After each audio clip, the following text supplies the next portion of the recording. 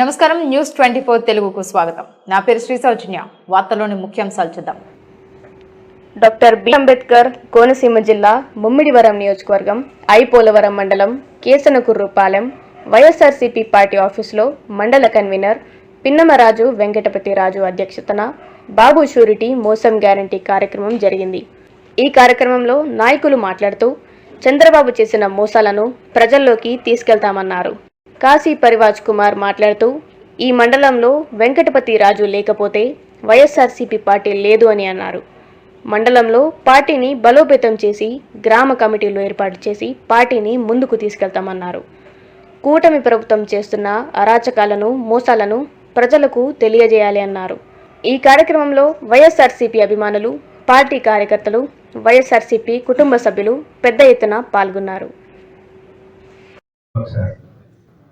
ఆ డబ్బులతో అన్ని కూడా ఈ పథకాల కాటికి వాడేస్తారు తప్ప సామాన్యుడి డబ్బుని వృధా ఖర్చులు వాళ్ళ సంపద సృష్టికే ఈ కూటమి ప్రభుత్వం తప్ప సంపద సృష్టి అంతా కూడా కూటమి ప్రభుత్వమే తప్ప ప్రజలకు సంపద లేదు. ప్రజల సంపదను దోచేస్తున్నటువంటి ఈ కూటమి ప్రభుత్వాన్ని మన వైఎస్ఆర్ పార్టీ ద్వారా ప్రజలకు తెలియజేసి రాబోయే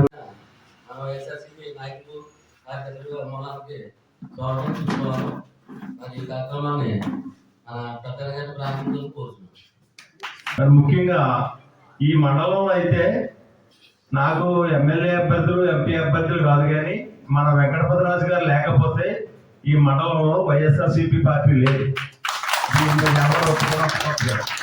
నేను మురళి గారు కూడా చెప్తున్నాను, ఈ వేళ 2011 నుంచి పార్టీ స్థాపించి ఇప్పటి వరకు కూడా నాయకత్వాలు ఎంతమంది మారినా, అభ్యర్థులు ఎవరు మారినా మరి ఒంటి చేత్తో ధనాన్ని అనే సమయాన్ని మంచి వయసులో ఉండగా రాజకీయాల్లోకి వచ్చి వ్యాపారం మానేసుకుని ఏదో తూతూ మంత్రంగా వ్యాపారం చేస్తూ మరి ధనాన్ని వెచ్చిస్తూ మరి పార్టీ కోసం పనిచేస్తున్న వ్యక్తులకి భవిష్యత్తులో మరి జగన్మోహన్ రెడ్డి గారు మంచి ఆశీస్సులు ఇవ్వాలని, మంచి స్థానం ఇవ్వాలని చెప్పేసి ఈ సభాముఖంగా కోరుకుంటున్నాం.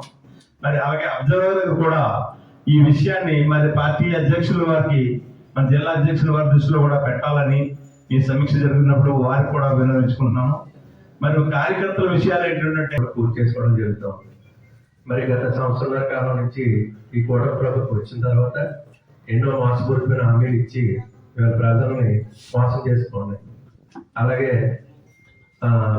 ఇప్పుడున్న ప్రస్తుత ముఖ్యమంత్రి గారు కూడా ప్రతి వైఎస్ఆర్ పార్టీ నాయకుడికి కూడా ఏ కార్యక్రమం కూడా, ఏ పథకం కూడా వాళ్ళకి ఇవ్వకూడదని నిక్కచ్చిగా చెప్పినటువంటి భారతదేశంలో ఎవరైనా ఉన్నారంటే ఏకైక ముఖ్యమంత్రి చంద్రబాబు నాయుడు. మరి ఒక ముఖ్యమంత్రి స్థానం నుండి ఆయన మాట్లాడుతున్నాడంటే చాలా సిగ్గుచేటని ఈ సందర్భంగా తెలియజేసుకుంటూ, మరి ఎలక్షన్లు అంటే ఆ 4 రోజులే. మరి అధికారంలో వచ్చిన తర్వాత ప్రతి సామాన్యుడికి ప్రతి పథకం కూడా ఇవ్వాలి. కానీ కక్షాల చర్యలు చేస్తూ రెడ్ బుక్ రాజ్యాంగం అని చెప్పేసి ఎంతో వంచనకి గురి చేస్తూ ఉన్నారు. పెద్ద పెద్ద నాయకుల్ని అరెస్ట్ చేయడం, మళ్ళీ విడుదల చేయడం, అరెస్ట్ చేయడం, విడుదల చేయడం.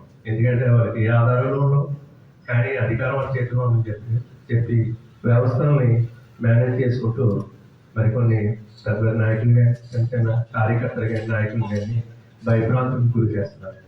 అలాగే